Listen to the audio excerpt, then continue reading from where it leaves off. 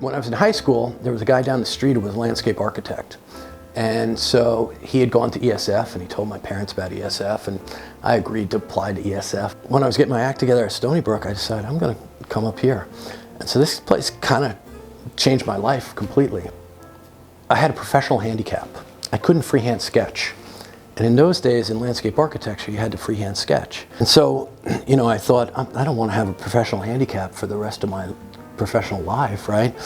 So I decided to go to law school. I wanted to broaden my horizons, give myself more opportunities. And so I got accepted to Albany Law. Didn't really know what I was getting myself into. Went to law school. Through a bunch of interesting things that happened, I decided to stop practicing law and come back here again and get a PhD. I came back here for wilderness management because I wanted to get as far away from people as I possibly could. Well, I got here, and wilderness management is all about psychology and sociology.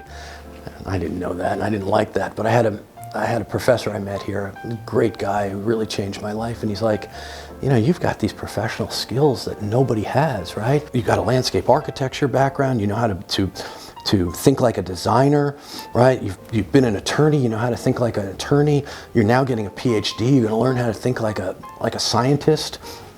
Why would you want to throw all that away? Why wouldn't you build on it?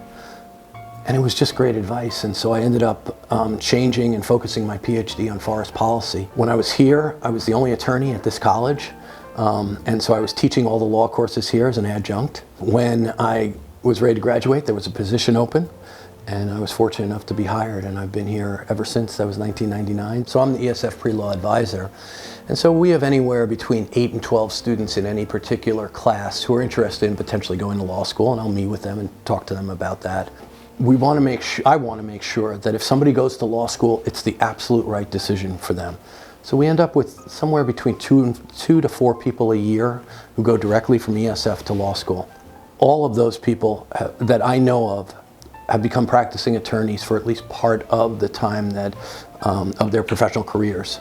The students who take my environmental law class, my natural resource law class, my business law class, they're going to be managers, right? They're going to be environmental managers, natural resource managers.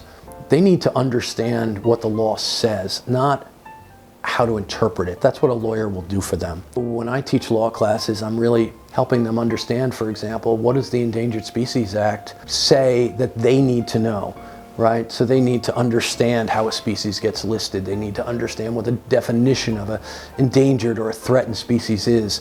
They need to understand, when we delineate critical habitat and things like that. So all my law classes, I'm really teaching from that managerial perspective rather than from a pure law perspective. Education is a means to an ends, right? I mean, what are your professional goals? What are your educational goals, right? The wonderful thing about ESF is that we can often align that and provide you with the opportunity to achieve those goals, right? Are our courses easy? Absolutely not, right? They're not easy at all, because we know that these students of ours are gonna be the people in these positions of power at some point, right? They need to understand what professionalism is. And as we go to AI, right, and with AI, is that gonna take away jobs from the people who work at this college? Absolutely not. What it's gonna do is it's gonna take those tasks that are mundane, that are easily accomplished, and make it so those tasks can be done faster. This place is really special to me, right? It's given me the ability to do what I wanted to do twice in my life. And having been a student here, both at the undergraduate level and at the PhD level, and now as a professor, it really allows me to understand the institution and to appreciate how it can change people's lives. We make such a difference with students, and we can make such a difference. We don't always, but we can. They're there to learn, and they're there to learn things that will make them ready to really change this world, right? They're gonna be the ones that have to clean everything up and make these changes, and they are so much better prepared than we were when I was a student here. They are more responsible, they're smarter, they care more, right? And so it's just this unbelievable thing every Tuesday and Thursday to be able to have that experience for 3 hours. Oh my gosh, it's amazing. It's the privilege of a lifetime to be able to do that with them.